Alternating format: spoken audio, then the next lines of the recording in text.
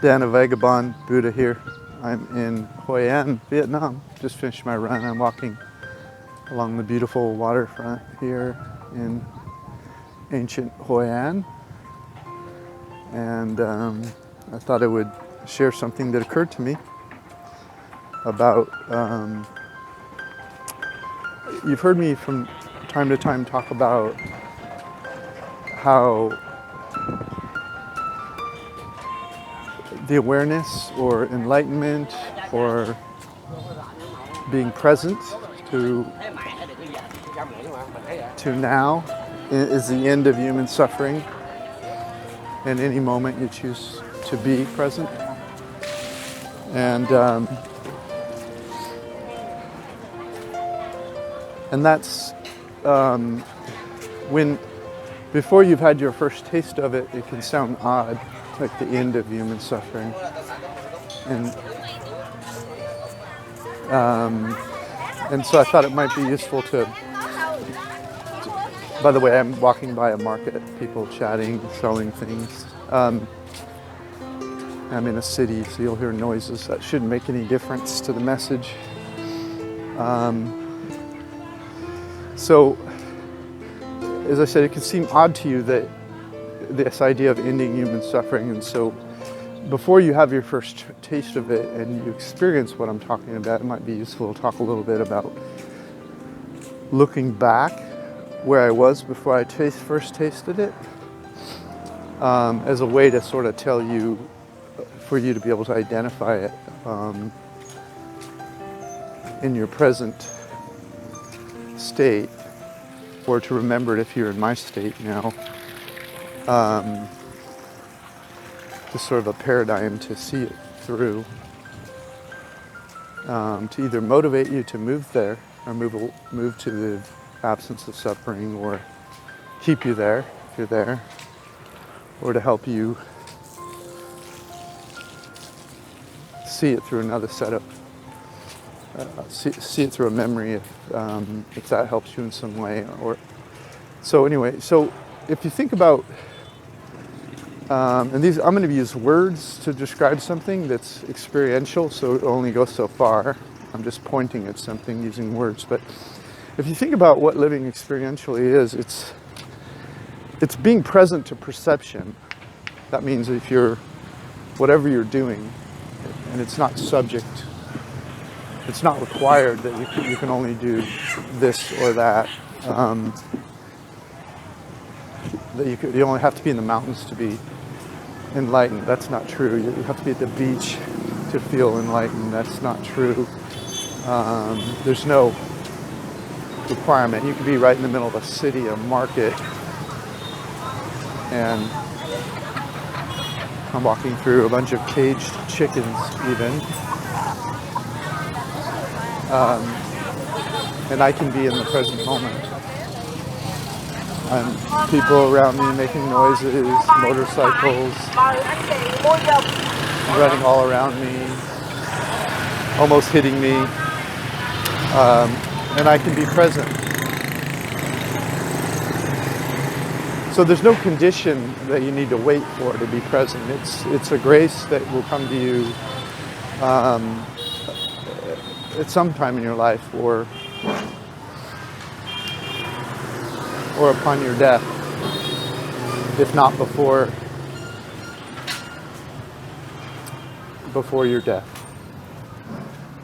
And what it is it's living in present sense perception. It's being the perception. It's being in perception. It's being flooded by the senses, by the perceived. And the perception is hitting an empty slate. Like if you're a painter, the perception is not landing like colors on a painting half painted. It's a pure white board. Perception just flowing into an undifferentiated awareness of the all. And so it's quite comfortable because the world seen through those eyes is a beautiful place. The hard part is when the suffering begins, when you take a perception, maybe some problem you need to solve, and as you perceive, some data shows up in the perception that's relevant to that problem, and you take that data and you begin to analyze it to see if it helps you solve the problem. You pick it, whatever. You don't have enough time, you don't have enough money, you don't have enough love, you don't have enough freedom, whatever it is. You don't have enough respect, your body's not where you need it to be. So you have these problems, so you could list them, and suddenly you see something in perception that is relevant to one of those issues. And what you do is you give up on presence, or at least your attention goes from being present to experiencing the all, to focusing on an unsolved problem. And there's kind of like a mental analysis where the energy shifts from being in the joy of life to fixing something that's wrong, and trying to determine if that observed piece of data that triggered the thought of something that you need to fix is going to fix it or not. And so what you do is you shift from being perception to being an analysis of one of the problems on your list. And I'm not sure totally why that creates pain in some instances, but I think it has to do with a couple of things. One is that when you're living in perception, there's a sense that you're sort of living with the all, which if you're religious you could say God. But when you begin to go into a mind state that's sifting through data and analyzing problems, you begin to live in a state that is defined by your ego or your personality, and you live in this place where there are a bunch of problems and you're trying to fix them. And it's kind of a denial of God, not like an overt, oh, there is no God, but sort of a, God isn't important enough, so I'm going to totally attach to my personal concerns and analyze them and try to fix them because they're more important than, they take precedence over being present. Anyway, so pain happens in the mental analysis because you're giving up on really life. When you live in your head, you're giving up on living. And I know that's going to sound odd to you because you're thinking, what are you talking about? I'm not dead when I think. It doesn't make any sense.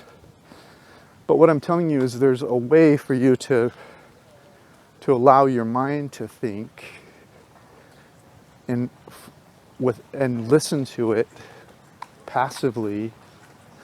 And there's another way, which most of us do, which is we totally engage with what the mind's thinking instead of passively listening to it. And we believe everything it's thinking as if it were true.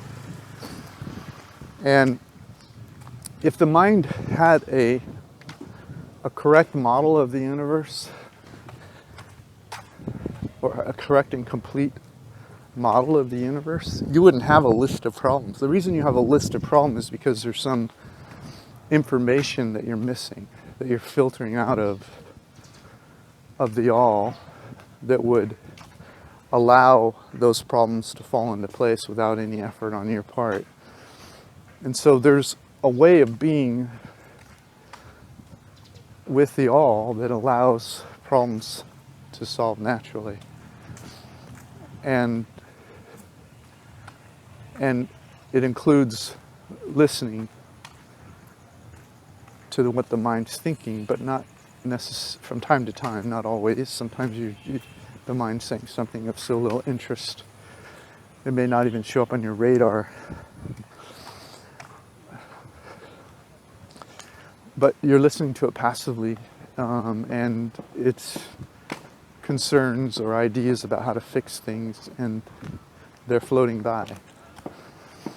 And it'll be more clear to you that it's not a, while you're listening to your mind from the all, it'll be more clear to you that it's not really solving the problem. What it's doing is getting impatient, getting upset, trying to push a solution, a round solution into a square peg, only to find out that this too does not work, and that there's more of a flow available in life, where you're not forcing actions and decisions for lack of better information.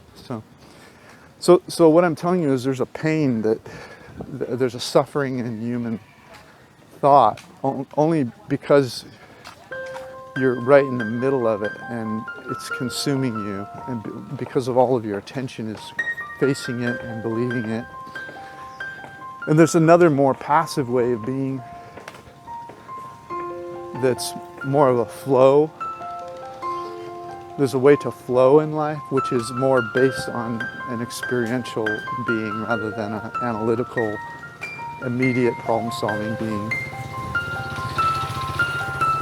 And for Westerners, such an odd word, Westerners, the earth is round. No matter where you go, there's someone west of you. But for Westerners, this idea that we could flow,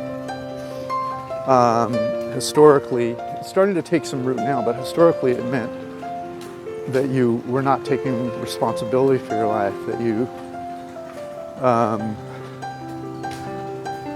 had no goals or direction or purpose, and that's not really what it is. You can have goals, you can strive every day, you can take actions, but flow is more about how your attention is focused, what it's focused on when it's making decisions, whether it's on the grieving process of mind analysis or whether it's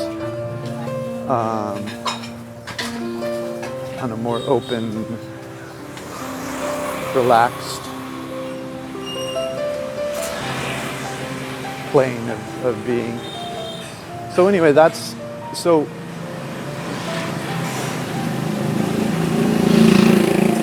looking back,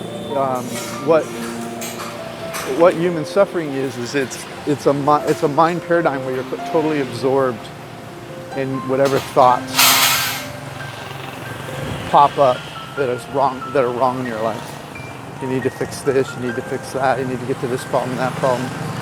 And it has an underlying assumption that you have it figured out, when in fact the reason you have those problems is because you don't have it figured out, and you think that you're not trying hard enough, when in fact the opposite is true. So it's kind of a relaxed way of being, an experiential way of living in perception. It's more of a flow method of living and problem solving, and those are words describing something that cannot be described in words, because experiential living is just when your attention is on perception itself, when you're being perception itself.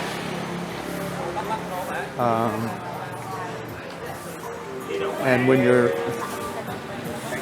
if your mind is interested in taking all the perception and energy, or taking attention away from perception and drilling down onto a few data points and going them over and over and over again, then the pain starts.